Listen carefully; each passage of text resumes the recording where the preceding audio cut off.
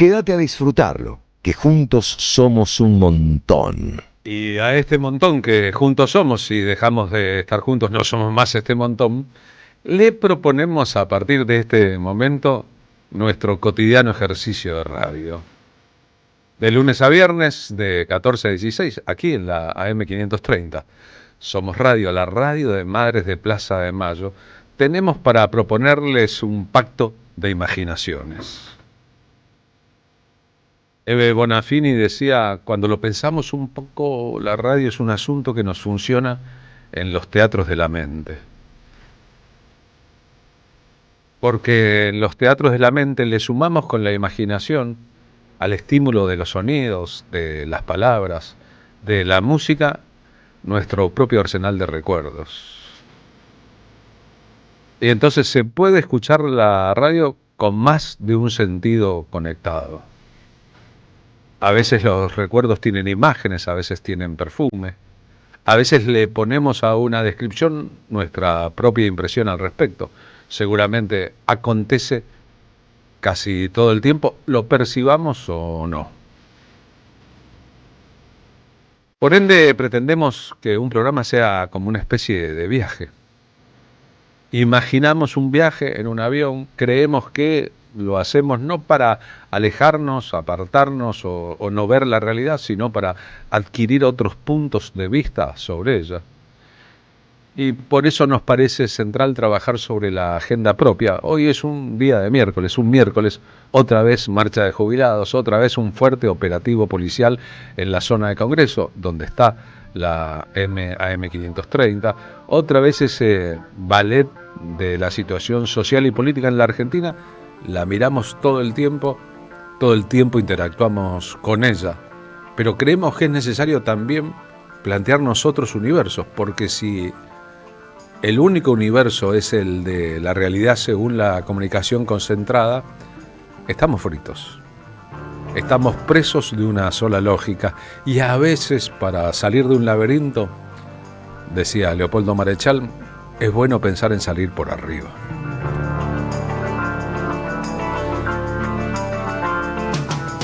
Estamos seguros de que le agregarás a el contenido de nuestro inicio de programa, el momento que llamamos el momento editorial, tus propias imágenes.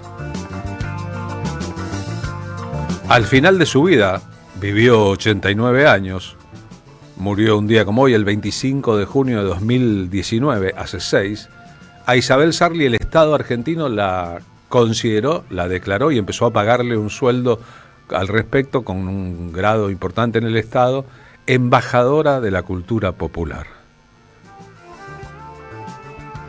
Habrá quienes se habrán indignado. Una actriz que además se pasó la vida mostrando su cuerpo en docenas y docenas de películas de un género llamado sex exploitation, explotación sexual, considerada embajadora de la cultura popular en la Argentina. Y sí, esas son las cosas que tiene el peronismo, esa posibilidad de ver más allá de lo que habían visto hasta allí, enormes mayorías, incluso su incorporación al Salón de las Mujeres Patriotas de la Argentina. Porque vaya si fue un ícono de la cultura popular, vaya si fue un símbolo de una forma de argentinidad, Isabel Sarli. Los que reclaman un país al modo europeo, los que se educaron afrancesadamente, etcétera, nunca pudieron dimensionar el fenómeno estricto de Isabel Sarli. Pero los que pertenecen a la América Latina, a la América mulata, a la América mestiza, vaya si habrán tenido historias con esa filmografía elemental en lo estético, pero con una resonancia completamente universal. Llegó un momento en que para el sello que distribuía en Estados Unidos los contenidos que generaba Armando Bo con ella de protagonista en la Argentina, la consideraba tan puntal del negocio de la exhibición cinematográfica en todo el continente y en otros países, porque sus películas también se vieron en Japón y en algunos países de Europa, que poco menos le hacían un monumento a Isabel Sarli. Y después el otro tema central. Ella fue peronista toda la vida y siempre lo contó, pero no hablaba prácticamente en público de política. Tal vez su apogeo como belleza femenina antes del cine fue cuando fue Miss Argentina y luego semifinalista en Miss Universo. Una Isabel Sarli joven, flaca, espigada, de una belleza majestuosa, morocha, argentina, etcétera, etcétera, etcétera. Después vino el tema de su carrera cinematográfica y la censura. Saben que una de las grandes instituciones de la cultura argentina era la censura cinematográfica. Era la censura en general, que además provocaba una autocensura. Podríamos decir que Isabel Sarli y Armando Bo llevaron adelante una cruzada, por términos económicos estrictos, pero una cruzada contra la censura que se empeñaba en recortar, en prohibir, en apartar del centro a sus películas, y que no hizo como proceso cultural más que agrandar el fenómeno y el mito. Vamos a compartir un audio al principio de esta evocación. Es el 19 de junio de 1971. La Coca Sarli, así la conoció todo el mundo, se presenta ante el ente de calificación cinematográfica en una dictadura, la de la NUCE, para reclamar por la censura a 4 de sus películas. Vengo a reclamar mis derechos como argentina. ¿En qué consiste esa reclamación? Reclamación de que se puedan dar mis películas, como se dan todas las extranjeras. ¿Cuáles son esas películas, Isabel? Y Fuego, Embrujada, Éxtasis Tropical y Fiebre. Ahora vengo a pedir certificado de 2 películas, de Embrujada y de Fuego, que pidieron que le cambien el título a Hembra. El señor Ramiro de la Fuente lo pidió. Pero le ha hecho montones de cortes, una cosa inconcebible le ha hecho la película, no la podemos dar así. Tiene que comprender que no podemos. Hace 10 años que yo me baño en mis películas, 10 años atrás, y ahora y usted quiere cortar el baño. Justamente le estaba hablando de eso, porque usted me juega sucio. No está prohibida, pero con la lista de cortes atroces que le ha hecho. Soy coproductora con Armando Bo de esta película. Tenemos que salir, como le digo vulgarmente, a rascar por afuera, a traer dinero para seguir produciendo 4 películas. Él me va a mostrar en la moviola lo que quiere que ahora se corte. Vamos a ver. Hasta luego, gracias. Espero que sea justo. El tema dedicado a la censura, el señor Tijeras, las increíbles aventuras del señor Tijera en el disco de hace 50 años, Instituciones, de Sui Generis. El censor tenía nombre y apellido. El censor tenía una jerarquía. La censura establecida como un mecanismo de Estado para el arte, nada más y nada menos, que perduró incluso en etapas democráticas. País jardín de infantes, decía María Elena Walsh. Esta canción es profética en el sentido de que plantea que todo eso que en una época estaba prohibido, se vería en 20 años en televisión, cortado y aburrido el film y a todo color. Así aconteció siempre. El querible crítico Aníbal Vinelli, que hace tiempo ya no está con nosotros, en aquella época inventó una tesis sobre el efecto plop en las películas de Isabel Sarli. Siempre había un momento en que plop aparecían sus pechos, en cualquier circunstancia, porque era un poco el fuerte de esa cinematografía, su voluptuosidad en una sociedad que veía poco al respecto en la vida pública. Ahora, la perversión, ¿no?, del censor, el que miraba y decidía qué veían los otros y qué no. El que cortaba con una tijera metraje de película y decidía en nombre del Estado qué podían ver y quiénes podían ver. En América Latina, como en un reguero de pólvora, el éxito de estas películas fueron muy importantes, pero en países con las mismas condiciones. Se veía en cines que no eran los principales, nunca se pasaban por televisión, se veían con culpa. Alguien inventó el término de los valijeros en los centros del cine, los que hacían como que trabajaban y con una valijita iban a ver las películas que luego no se podían comentar en familia. Y lo peor, o lo mejor de todo, es que eran películas naif. El mismo personaje de Isabel Sarli era naif. No era un personaje de una sexualidad agresiva, ni muchísimo menos. Eran personajes de una era de inocencia. Sobre la relación con el peronismo, cuenta en esta entrevista Isabel Sarli que conoció a Perón el año del golpe de Estado, en el 55, cuando ella había sido electa Miss Argentina. A Perón sí, cuando fui Miss Argentina. Yo fui Miss Argentina en el 55, fui al concurso de Miss Universo.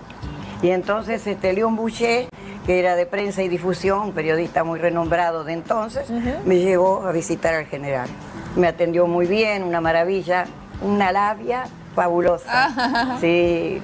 Desde entonces soy peronista, en las buenas y en las malas. Desde que lo conociste, muy bien. Isabel, pero no porque lo conocí, no por eso solo, que me cayó bien, sino que en el 56 recorrí el país buscando la Miss Chaco, la Miss Corrientes, la Miss Misiones, y entonces yo veía obras, hospitales, colegios. ¿Quién lo hizo? Perón. ¿Quién lo hizo? Eva. Entonces yo, como soy una mujer del pueblo, siempre me gustó esa gente que se acordaba del pueblo.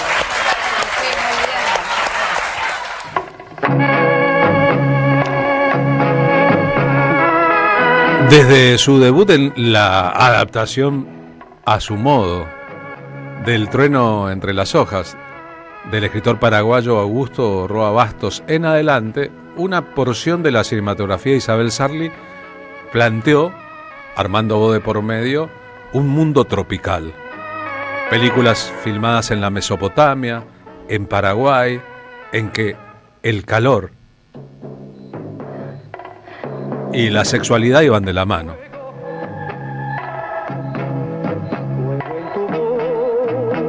Los títulos como Fuego, Fiebre, entre muchos otros, son docenas de películas. El efecto plop, las escenas de baño, de ducha, de pileta, de catarata, como fuera, la diosa tenía que bañarse y mostrar.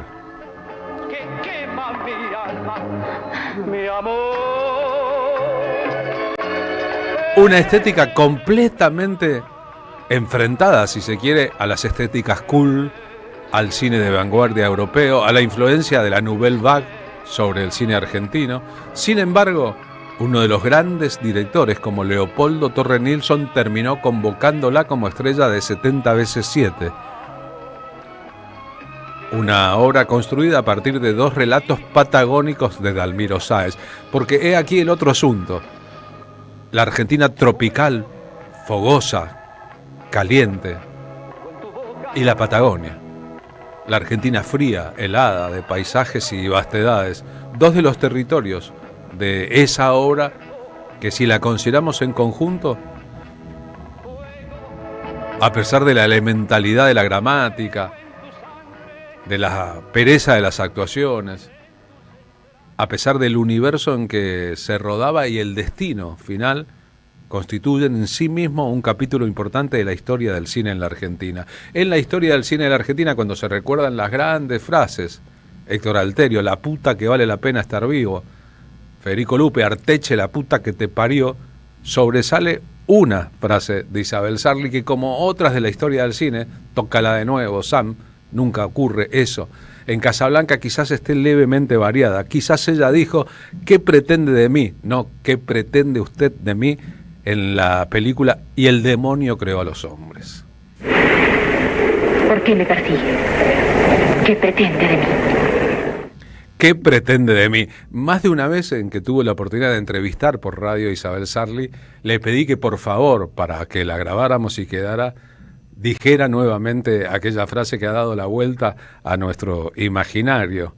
Por la sencillez de la situación, era un hombre que se disponía a violarla. Y ella le preguntaba muy inocente, ¿qué pretende de mí? ¿O qué pretende usted de mí en nuestros recuerdos? Cuando se inaugura la Galería de Ídolos Populares, 8 de marzo de 2012, a ella todavía le quedan 7 años de vida. La por entonces presidenta Cristina Fernández de Kirchner pone en lugar lo que significa Isabel Sarli para la cultura popular argentina. Estos verdaderos ídolos populares, por eso se llama la Galería de Ídolos Populares, tenía que tener lugar en la Casa Rosada, en la Casa de Gobierno, que es la Casa del Pueblo. Y bueno, y aquí están Sandrini, Nini Merchal, Zuli Moreno, tantísimos. Me voy a olvidar de Alfredo Balcón, que también nos acompaña. También la Coca Sarli, por favor. En mi vida pensé En mi vida pensé que la iba a conocer y me iba a sacar una foto con la Coca Sarli, la verdad. Así que Coca, ponete orgullosa, sos un símbolo para generaciones y realmente un ejemplo también de un cine argentino, de un estilo argentino, reconocido en todas partes. Cristina Fernández de Kirchner, estamos mostrando en el streaming de la M530 en YouTube la foto de ese momento en que ella habla. Tuve la oportunidad en esa era de interactuar bastante con Isabel Sarli, de entrevistarla en el Palais de Glass, de viajar con ella a un festival de La Pampa donde la premiaban, de volver con ella. Nunca me saqué una foto con ella. No era para mí lo importante, sino poder acceder a la simpleza de su mundo, a su propia narrativa sobre qué había pasado. Recuerdan que ella fue la pareja del director Armando Bo, que estaba casado y tenía una familia durante muchísimo tiempo. Eso era tan obvio que ni siquiera era un secreto a voces, pero mantenían una relación a distancia. Ella vivía en una casa que era como un zoológico. Cuando Armando Bo murió en 1981, adoptó dos chicos. La dama de esos dos chicos adoptados, Isabelita, se le pareció siempre portentosamente, o acaso siempre se vistió como ella. Y el ícono que fue para la historia terminó rebotando en películas en que en rigor se la homenajeó cuando ella estaba completamente retirada de la historia del cine. Fue declarada embajadora de la cultura popular argentina en ese mismo año 2012 a través de un decreto presidencial que la consideraba una verdadera representante de la cultura nacional. Mediante ese decreto de 2012, la Presidencia de la Nación nombró a Isabel Sarli embajadora de la cultura popular argentina con rango y jerarquía de subsecretaria. La tía también, detrás de eso, su propia realidad económica. Al final de su vida, la necesidad que tenía de recibir de parte del Estado, que tanto recaudó en impuestos con sus películas, algo más que una mera jubilación. En la canción Tercer Mundo de Fito Páez, una de las figuras de este tercer mundo en que todo se mezcla era obviamente Coca Sarli.